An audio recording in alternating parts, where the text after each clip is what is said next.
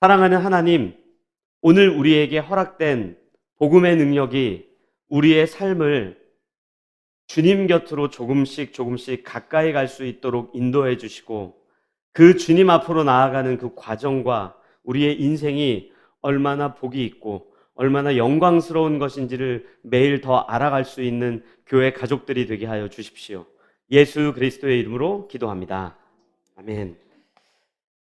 여러분들, 사사시대의 이스라엘 백성들이 가장 많이 기도했던 내용이 있습니다. 그게 뭐냐면, 하나님 우리에게 왕을 주십시오 라는 내용입니다. 하나님 우리에게 왕을 좀 주십시오. 이스라엘 백성들이 광야를 지나서 가나안 땅으로 들어갔을 때, 그때 이야기가 사사시대 이야기입니다. 근데 가나안 땅에 들어가고 보니까 분명히 하나님께서는 약속의 땅이라고 이야기했고 언약의 땅이라고 이야기했는데, 그 땅에 텅텅 비어서 그냥 내가 들어가서 편히 살 수 있는 것이 아니고 이방인들이 거주하고 있는 거죠. 근데 내 마음대로 그 땅을 내가 막 살고 머물고 거주할 수 있는 것이 아니라, 그 땅에 이 백성들과 전쟁을 해야 되는데 맨날 깨지는 거예요. 전쟁하면 지고, 전쟁하면 또 넘어지고, 또 굉장히 강력한 민족들이 일어나고, 그러다 보니까 이스라엘 백성들이 분명히 약속의 땅에 들어가긴 들어갔는데 마치 뭐 얻어 터지러 온 사람들처럼 굉장히 전쟁에서 반복해서 지다 보니까 이 이방 민족들을 가만히 살펴보기 시작한 거죠. 그랬더니 그들에게 뭐가 있어요? 엄청 강한 왕이 있는 거예요. 왕이 있죠. 군대 장관이 있죠. 부대가 있죠. 여러 가지 전쟁의 도구들, 이런 것들이 막 있으니까 이스라엘 백성들이 저것 때문에 우리가 지는구나. 그래서 하나님께 기도합니다. 하나님, 우리에게 왕을 주십시오. 그럼 우리가 이 전쟁에서 이길 것 같습니다. 근데 우리는 그 답을 알죠. 왕이 없어서 전쟁에서 진 것도 아니고, 군대가 없어서 진 것도 아니고, 훌륭한 군대장과 리더십이 부재해서 진 것도 아니라, 이스라엘 백성들이 하나님을 의지하지 못했기 때문에, 하나님을 신뢰하지 못했기 때문에 그 전쟁에서 매번 깨지는 거예요. 근데 이런 이야기가 다만 사사시대에만 있지 않고 더 거슬러 앞으로 돌아가면 이 출애굽기에도 기록되어 있습니다. 출애굽기 3장을 보면 하나님께서 모세를 찾아가십니다. 그리고 이렇게 이야기해요. 모세야, 이제 때가 되었으니 내가 너를 필두로 수많은 이스라엘 백성들을 이집트 땅에서 내가 건져낼 거야. 그때 모세가 바로 노 해버려요. 싫습니다. 당신이 나에게 100번 이야기해도 나는 100번 거절할 겁니다. 왜 그렇게 생각하는가 하면, 모세가 볼 때는 그때 당시에 이집트의 군대와 왕, 바로 왕과 그들의 실력이 굉장히 엄청났거든요. 그들과 싸워서 우리가 어떻게 이길 수 있습니까? 우리가 나온다 그러면 순순히 보내줄 것 같습니까? 절대 안 보내줍니다. 말도 안 되는 이야기 하지 마십시오. 하물며 지금 나같이 노인이 된 모세, 나 갖고 도대체 뭐 하려고 그럽니까? 말도 안 되니까 말도 꺼내지 마십시오. 이 이야기를 모세도 한다고요. 근데 여러분들이 이 두 가지 사건을 우리가 잠깐 기억해 보면, 대체 이스라엘 백성들이 왜 그럴까? 대체 무엇 때문일까? 대체 왜 하나님을 신뢰하지 못할까? 왜 왕과 마병과 군대와 권력을 더 의지하는가? 라는 질문을 우리는 성경을 보다가 하게 됩니다. 근데 하다가 결국에 어디에 도착합니까? 나도 비슷하네. 나도 비슷하네. 여러분들, 만약에요, 훌륭한 왕이 있고 잘 싸우는 장수가 있고 군대가 빠방하다면 성경에 기록된 수많은 전쟁 역사는 전부 다 거짓이 되어버립니다.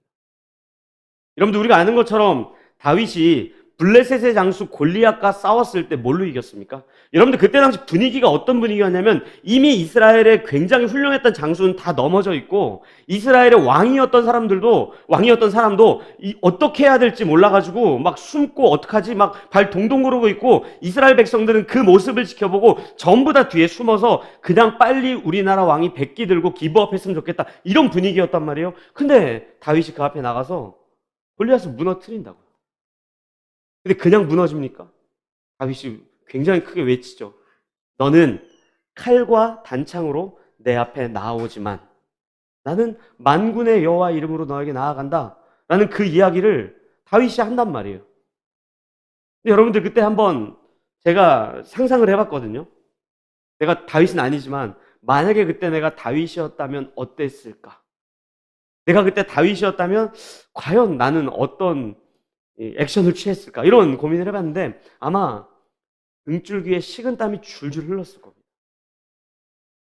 다윗이 큰 소리를 치고 골리앗 앞에 나아가긴 나아갔지만, 내가 이렇게 큰 소리 쳤는데 그래도 면이 있지. 창피하지 말아야 되겠다.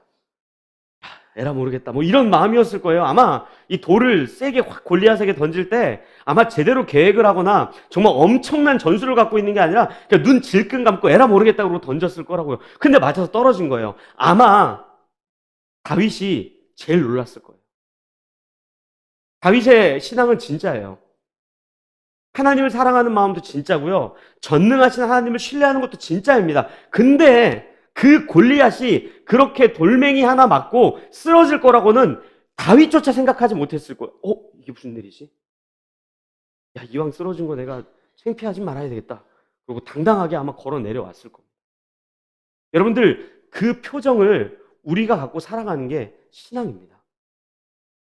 여러분들, 사사시대와 모세와 수많은 이스라엘 백성들이요, 왕을 의지하고 하나님을 의지하지 않고 권력을 더 많이 의지하고 하나님보다 세상이 돌아가는 원리를 기억하는 것, 어떻게 보면 이 세상을 살아가고 있는 우리와 똑같아요.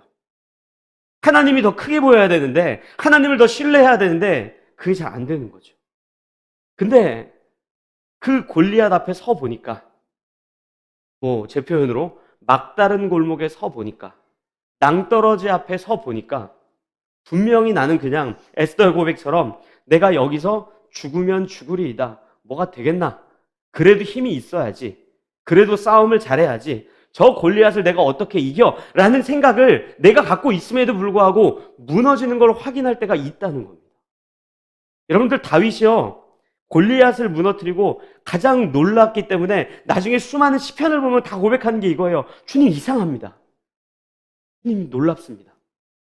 내 신앙은 진짜입니다. 당신을 신뢰합니다. 근데 어려움 앞에 서면 당신을 신뢰할 수가 없습니다. 당신보다 세상이 더 커 보입니다. 그런데 그 커 보이는 현실 속에서 놀랍게도 기적들이 일어나네요. 이런 고백을 하는 게 다윗의 고백이란 말이에요. 여러분들, 오늘 이 빌립보서 1장 뒷부분이 사도 바울이 그 고백을 하는 장면이에요. 여러분들, 이 빌립보서 1장을 쭉 우리가 읽어보시면 아시겠지만 사도 바울이 지금 어디 있다 그랬죠? 감옥에 갇혀 있습니다. 여러분들, 사도 바울의 입장이 돼보십시오. 마음이 어땠을까요? 굉장히 억울했을걸요? 사도행전 9장에서 예수를 만난 이후에 정말 지금까지 자신의 생명을 조금도 아깝게 여기지 않고 여기까지 왔단 말이에요.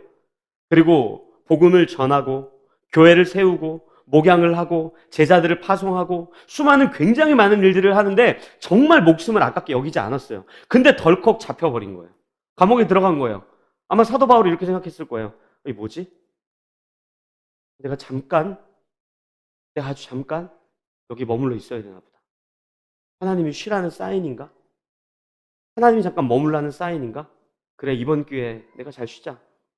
수많은 기적처럼 옥문이 열리고 다시 내가 나가게 될 거야. 분명히 좋은 일이 생길 거야. 아마 이런 생각이었을 거예요. 그런데 오늘 이 본문의 사도 바울의 고백이 뭐예요? 우리가 12절과 13절, 1장 12절과 13절을 같이 이 본문은 읽겠습니다. 같이 읽겠습니다. 시작. 형제들아, 내가 당한 일이 도리어 복음 전파의 진전이 될 줄을 너희가 알기를 원하노라. 이러므로 나의 매임이 그리스도 안에서 모든 시위대 안과 그 밖의 모든 사람에게 나타났으니 아멘. 사도 바울이 무슨 얘기를 합니까? 이상합니다. 내가 이렇게 잡혔는데, 내가 여기에 이렇게 구속되었는데 오히려 복음이 굉장히 강력하게 전달되고 있습니다. 바울은 한 번도 그런 생각을 해본 적이 없습니다. 이게 뭐지? 왜 이런 일이 생기지? 복음이 이렇게 전달되는가? 지금까지 내가 열심히 달려와서 선교사를 세우고 교회를 세우고 수많은 일들을 했는데 내가 잠깐 감옥에 갇혀서 멈췄어야 되는데 그 일이 조금 후퇴되거나 아니면 제자리에 있어야 되는데 훨씬 더 많은 복음이 전달된 것을 사도 바울이 이 감옥 안에서 확인하는 거예요. 그래서 여러분들, 이 12절에 보면은요, 형제들아, 내가 당한 일이 도리어 복음 전파에 진전이 된 줄을 안다 라고 기록되어 있는데, 이 진전이 된다라고 하는 단어가 헬라어로 프로코페이라고 하는 단어인데요, 여러분들, 이 헬라어 단어가 어떤 단어냐면 군사 용어예요. 군사 용어. 군인들이 돌격 앞으로, 전진 앞으로 그러는 거예요. 그러니까 한번 생각해 보세요. 사도 바울은요, 갇혔어요. 근데 복음은 돌격 앞으로 그러면서 더 전진되기 시작합니다. 희한하죠.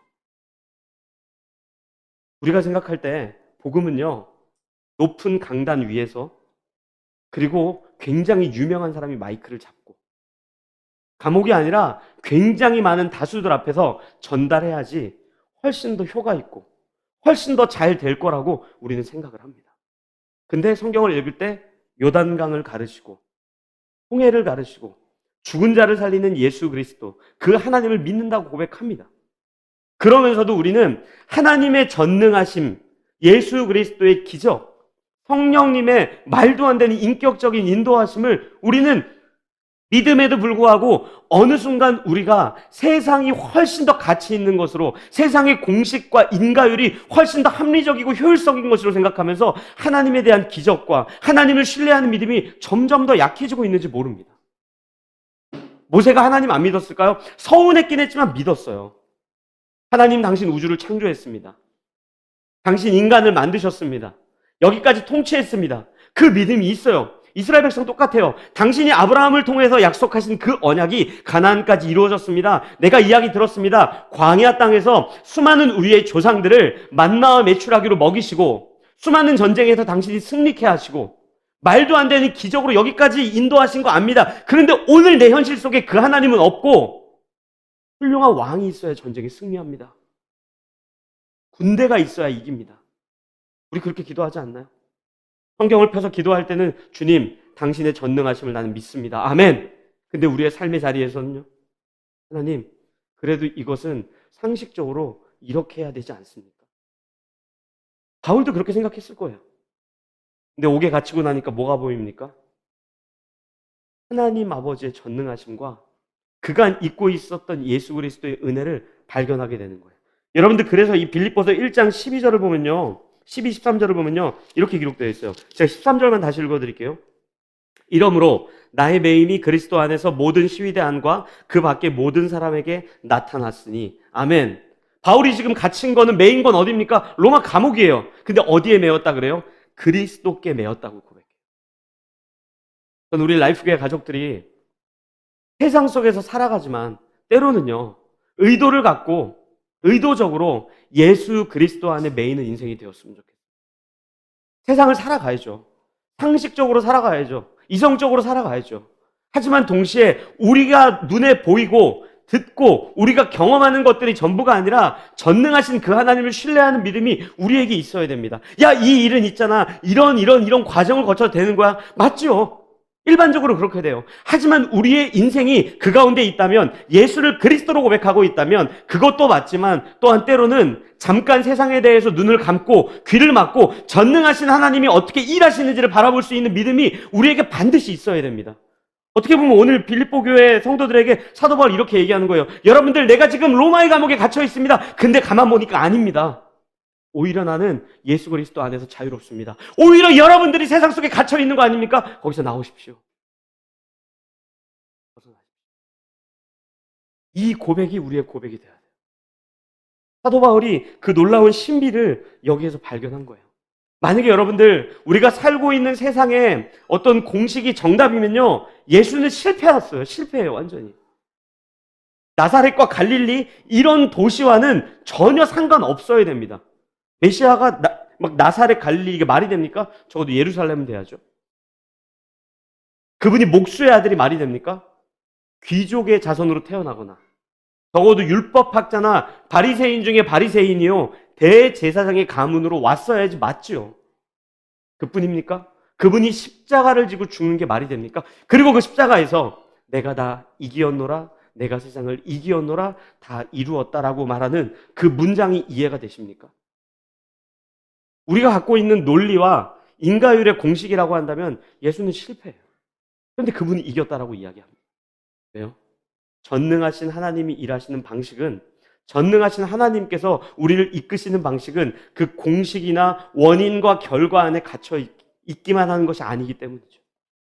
그래서 바울은 오늘 감옥 속에 갇혀 있어서 잠깐 복음이 더디가 하나 보다, 잠깐 삼보 전진을 위한 일보 후퇴인가 보다라고 생각을 했는데, 본인이 잡히고 나니까 그간 잊고 있었던 하나님의 전능하심과 예수 그리스도의 기적의 은혜, 성령 하나님의 인도하심을 그때 비로소 발견하고 본인을 자책하면서 오히려 빌립보 교회 성도들에게 이야기하는 거예요. 제가 그동안 열심을 갖고 살아왔는데 그동안 하나님의 은혜를 잊고 살았군요. 내가 세상에 눈이 멀었었군요. 내가 세상이라고 하는 틀 안에 갇혀 있었군요. 이제 여기에 내가 메어보니 그리스도 안에서 진짜 자유를 누리고 오히려 희미하게 보이던 그 예수가 훨씬 더 정확하게 보입니다. 저는 가끔은 우리가 정말로요, 열심히 살면서도 정말 눈을 감고 귀를 막고 세상으로부터의 시선을 잠깐 돌려서 정말 그 전능하신 하나님, 인격적인 예수 그리스도의 은혜, 우리를 정말 말도 안 되게 사랑하시는 그 주님의 사랑 앞에 정말 감사의 고백을 올려드리며 엎드리며 은혜를 간구했으면 좋겠어요. 그 고백이 다만 사도 바울이 보았던 예수 그리스도의 어떤 은혜, 예수 그리스도, 그걸로 끝나지 않고요. 어디로 갑니까? 우리가 13절과 14절, 13절과 14절을 같이 읽도록 하겠습니다. 시작. 이러므로 나의 매임이 그리스도 안에서 모든 시위대 안과 그 밖의 모든 사람에게 나타났으니 형제 중 다수가 나의 매임으로 말미암아 주 안에서 신뢰함으로 겁없이 하나님의 말씀을 더욱 담대히 전하게 되었느니라. 아멘. 바울이 얼마나 놀랬겠습니까? 본인이 잡혀서 부들부들 떨고 두려워하고 도망치고, 마치 베드로가 예수님과 눈이 마주쳤는데 본인도 십자가형을 당할까봐 고향으로 도망갔던 것처럼 그런 것이 당연한 결과인데, 거의 대부분의 사람들이 그렇게 하고 있는데 누군가는 오히려 사도 바울을 보고 담대히 복음을 전하기 시작하는 거예요. 야, 바울 봐라. 구속됐더니 거기에서 기운이 쭉 빠져가지고 복음의 진전이 없는 것이 아니라 오히려 더욱더 담대하게 그 복음을 신뢰하는 저 바울을 봐라. 야, 우리도 가만히 있지 말자. 진짠가 보다 하는 그 믿음을 갖고 복음을 전달하기 시작하는 거예요. 제가 여러분들에게 자주 말씀드리는 거 아닙니까? 이 땅에 있는 크리스찬은요, 나만을 위해 사는 존재도 아니고 내가 하나님과의 관계만을 유지하면서 살 수 있는 존재가 아니에요. 알게 모르게 직접적으로 간접적으로 우리의 인생은 내 옆에 있는 사람과 내 뒤에 앞에 있는 사람에게 영향을 줄 수밖에 없습니다. 여러분들 기억하실지 모르겠지만 여호수아 강해를 묵상할 때 여호수아서에 기록되는 내용 중에 요단강을 건넌 다음 큰 두 가지 사건이 일어나요. 첫째는 여리고성이 무너지는 사건입니다. 여러분들 한번 여기 있는 인원이 어깨 동무하면서 여리고성을 빙글빙글 돈다고 생각해 보세요. 아마 믿음이 훌륭한 사람은요, 꽉 주먹을 쥐고 그 길을 걷겠죠. 또 어떤 사람은요, 한번 가보자 그랬겠죠. 근데 그 사이에 낀 사람은 나는 좀 나가고 싶은데 뒤에 있는 놈이 너무 꽉 잡는 거예요. 나는 좀 빠져나가야 되는데 나는 신뢰할 수 없겠는데, 나중에 다 돌고 나서 여리고 무너져서 물어보는 거죠. 너 왜 거기 있었냐? 나는 주먹을 꽉 쳤어. 너는? 나는 한번 믿어봤어. 가운데 있는 너는? 야, 난 나가려고 그랬는데 뒤에 놈이 너무 꽉 잡아가지고 붙들려 있었어. 그렇게 가는 거예요. 그 사람은 그 옆자리에 앉아있고 뒷자리에 앉아있고 정말 사도 바울과 같은 믿음을 굳건히 신뢰하고 나아가는 그 사람을 보면서 훌륭한 믿음의 길을 때로는 따라 걷기도 하고 줄 서는데 그 줄에서 가다 보니까 천국에 도달하는 경우도 있어요. 근데 또 어떤 경우도 있습니까? 여리고성 그 무너진 이후에 어떤 사건이 일어나요? 아간이 도둑질을 하죠. 아간 개인의 범죄로 끝나버립니까? 아간이요, 그때 당시 훔쳤던 그 모든 물건을 텐트 밑에 감춰요. 여러분들, 이 텐트가 지금 우리가 뭐 캠핑장 가서 치는 이런 텐트가 아니라 이스라엘 민족들이 지파별로 가족별로 모여서 같이 머무는 텐트거든요. 근데 그 텐트 그 밑에 감추려면요, 그 아간 혼자 할 수가 없습니다. 아간 가족들 같이 해야 돼요. 그 지파가 다 붙어서 해야 될지도 몰라요. 그 아간의 범죄 하나 때문에 어떤 누군가는 그 죄의 연루가 되고, 또 누군가의 믿음의 훌륭함 때문에 누군가는 여리고성을 침묵하면서 보는 그 믿음이 우리에게 자라나야 되는 거예요.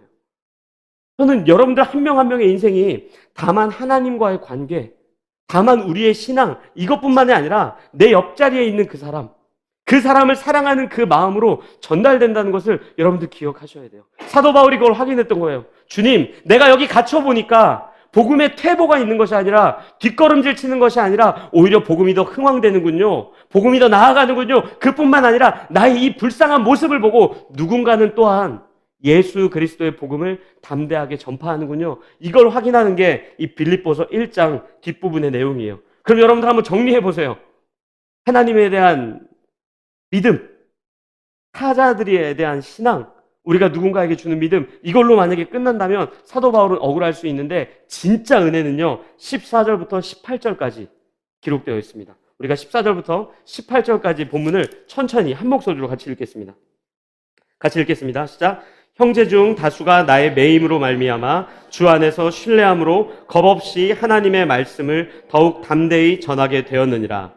어떤 이들은 투기와 분쟁으로, 어떤 이들은 착한 뜻으로 그리스도를 전파하나니 이들은 내가 복음을 변증하기 위하여 세우심을 받은 줄 알고 사랑으로 하나 그들은 나의 매임에 괴로움을 더하게 할 줄로 생각하여 순수하지 못하게 다툼으로 그리스도를 전파하느니라. 그러면 무엇이냐? 거칠애로 하나 참으로 하나 무슨 방도로 하든지 전파되는 것은 그리스도니 이로써 나는 기뻐하고 또한 기뻐하리라. 아멘. 사도 바울이 뭐라 그럽니까? 본인이 잡혀 있음에도 불구하고요 수많은 사람들이 복음을 전파한대요. 그런데 예수 그리스도의 복음을 전달하는 사람들 중에 몇몇은 선한 의도가 아니라 악한 의도로 복음을 전하고 있다고 그래요. 그 악한 의도가 뭐라고 기록되어 있냐면 투기와 분쟁 이렇게 기록되어 있습니다. 15절을 보면 투기와 분쟁이라고 기록되어 있어요. 여러분들 여기서 말하는 투기와 분쟁은 큰 의미로 두 가지예요. 첫째는요, 그때 당시에 사도 바울이 잡히니까요 굉장히 기뻐했던 사람들이 있었어요. 어떤 사람이겠어요? 사도 바울을 시기하고 질투했던 사람이죠. 나도 열심히 복음 전하는데, 나도 교회 열심히 세우는데 왜 바울만 저렇게 인기가 많어? 왜 바울의 이름만 굉장히 이렇게 드러나? 왜 바울만 저렇게 사람들이 쫓아가? 안 되겠어. 이번에 잡혀있는 이 기회를 틈타서 나도 좀 열심히 해가지고 인정받아야 되겠어. 이런 마음으로 복음을 전하는 사람이 있어요. 저는 그런 사람 교회도 있다고 생각해요. 괜찮습니다. 근데 진짜 나쁜 사람들은 어떤 사람이냐면요, 이때 당시에 바울이 이 구속된 이후에 이 죄의 명이 뭐였냐면 밀란죄였어요. 밀란죄. 뭐냐면 사도 바울이 전하는 복음을 듣고 사람들에게 소동을 일으켜서 로마에게 쿠데타를 하려고 한다. 저 사람들이 사람을 모으고 있는 이유가 결국엔 로마와 싸우려고 한다. 이 이야기 때문에 사도 바울이 구속된 것이거든요. 그래서 수많은 사람들이 일부러 더 복음을 전하는 거예요. 야, 내가 이렇게 복음을 전하면 로마의 정부에서는 군대 관계자들은 지금 이것 봐라, 사도 바울 때문에 이렇게 된 거 아니냐라고 하면서 사도 바울이 예를 들어 구속 10년 될 걸 20년, 20년 될 걸 30년 하겠구나 라는 굉장히 악한 마음으로 복음을 전하기 시작한 거예요. 근데 바울이 그 소식을 듣고 어떻게 반응합니까? 방금 저희들이 읽었던 14절부터 18절까지가 그 내용이거든요. 뭐라 그래요? 이런 거예요. 여러분들, 나도 그 소문 들었습니다. 놔두십시오. 됐습니다. 놔두십시오. 그래도 뭐 가만 보니까 그 사람들이 시기와 투기, 나쁜 마음으로 복음을 전했는데 희한하게 예수님은 전달되네요. 그러니까 놔두십시오. 시간이 지나면 해결됩니다. 여러분들 어떻게 사도 바울이 이런 고백을 할 수 있어요? 지난주에 제가 여러분들에게 말씀드렸던 내용 기억하십니까? 선교 여행을 떠나는데 한 명 가고 싶지 않은 사람, 데리고 가고 싶지 않은 사람, 이 한 사람 때문에 같이 파송받은 선교사와 싸우고 헤어지고 얼굴도 안 봤던 게 바울이에요. 근데 어떻게 이런 고백을 할 수 있어요? 자기를 모함하고, 자기를 시기하고, 자기를 질투하고, 자기가 10년만 살아도 되는데 20년 살게 하고 30년 살게 하는 사람들이 바깥에서 엄청나게 활동을 하고 있는데 어떻게 그들을 그냥 놔두십시오, 괜찮습니다, 이 이야기를 어떻게 할 수 있겠어요? 정답을 알려드릴게요. 할 수 있는 게 그거밖에 없어서 그래요. 당장이라도 뛰쳐나와서 멱살 잡아서 스데반이 돌에 맞아 죽을 때처럼 돌로 어떻게 해버려도 충분히 해버릴 수 있는 사도 바울이었습니다. 할 게 없는 거예요. 왜요? 나갈 수가 없잖아요. 제가 교회에 그래도 어른들이 계시기 때문에 함부로 말하긴 그렇지만 연애 때보다 부부관계였을 때 왜 우리의 신앙이 자랍니까? 왜 연애할 때보다 부부가 되면은 훨씬 더 우리의 신앙이 깊어집니까? 뒤지고 볶고 싸우고 험담한 말을 하고 말도 안 되는 이야기로 싸워도 결국에는 저녁에는 같은 이불을 덮고 자야 되고 아침에 밥을 먹어야 되기 때문에 거기까지 안 가는 거예요. 사도 바울의 신앙이 왜 자랐냐고요? 구속돼서 자란 거예요. 할 수 있는 게 그거밖에 없어요. 우리 신앙생활 하다 보면 억울한 일들 많이 만납니다. 해결할 수 없는 문제 많이 만납니다. 물론 억울한 일이 해결되고 해결 안 될 것 같은 문제가 해결돼야죠. 저 아침마다 그렇게 기도해요. 주님, 우리 라이프계 가족들 있잖아요. 억울한 문제 있으면 다 풀어주십시오. 힘든 문제 있으면 다 해결해 주세요. 정말로 해결 안 되는 문제 있으면 주님 진짜 좀 해결해 주시고요. 건강, 물질, 관계 이런 것 좀 다 좋게 좋게만 해주세요. 근데 가만 생각해 보면 아무것도 할 수 없는 그 현실 속에서 우리의 신앙이 자라요. 사도 바울이요. 어떻게 이렇게 얘기할 수 있냐고요? 할 수 있는 게 이거밖에 없어요. 남들 앞에서 얼굴에 기름칠하고 야, 어차피 내가 쟤한테 죄송합니다. 뺨을 한 대 후려갈기지 못할지언정 그냥 차라리 멋지기라도 하자. 차라리 멋있어지기라도 하자. 그렇게 우리의 신앙이 자라게 됩니다. 지금 우리가 서 있는 현실이 답답하고 억울한 자리가 굉장히 많을 겁니다. 힘들고 벗어나고 싶지만 벗어날 수 없는 현실일 때가 많아요. 저도요, 신앙 이렇게 막 갖기 시작했을 때 왜 우리의 아빠가 대통령이 아니지? 왜 우리 아빠가 재벌이 아니지? 이런 생각 많이 했습니다. 왜 나는 최씨로 태어났지?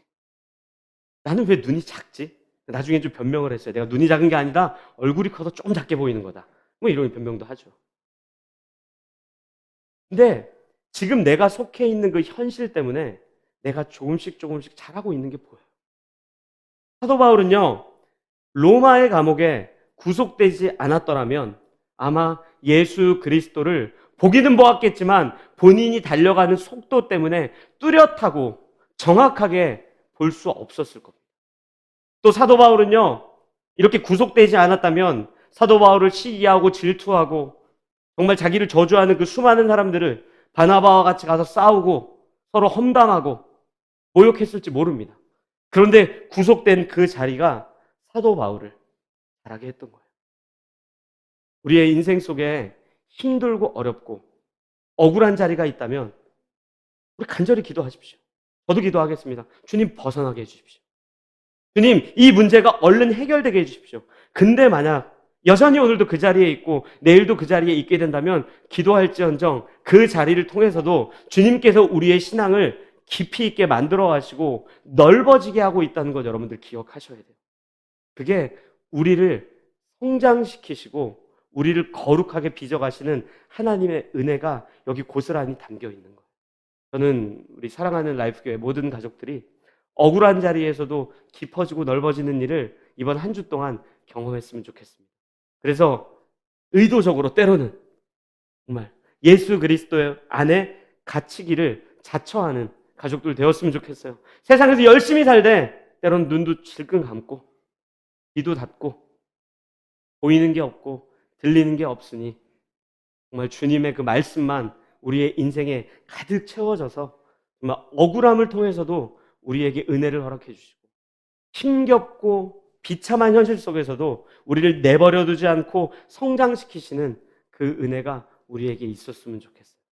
우리 그렇게 같이 좀 기도했으면 좋겠어요. 오늘 두 가지 같이 기도했으면 좋겠는데요. 첫째는 정말 주님께 여러분들 속상하고 억울한 거 있잖아요. 기도하십시오. 그냥 대놓고 기도하세요. 주님 해결해 주세요. 지금 너무 힘듭니다. 나 이 문제 너무 힘듭니다. 해결해 주세요. 이렇게 기도하고 두 번째는 주님 그럼에도 불구하고 변치 않는 그 현실 속에서도 하나님께서 우리의 내면의 깊이를 깊게 하시고 넓게 하신다는 그 하나님의 일하심을 신뢰하게 해달라고 이 두 가지 기도 제목을 갖고 주님 앞에 같이 기도하도록 하겠습니다. 기도하시겠습니다. 사랑하는 하나님 아버지, 우리에게 허락해 주신 정말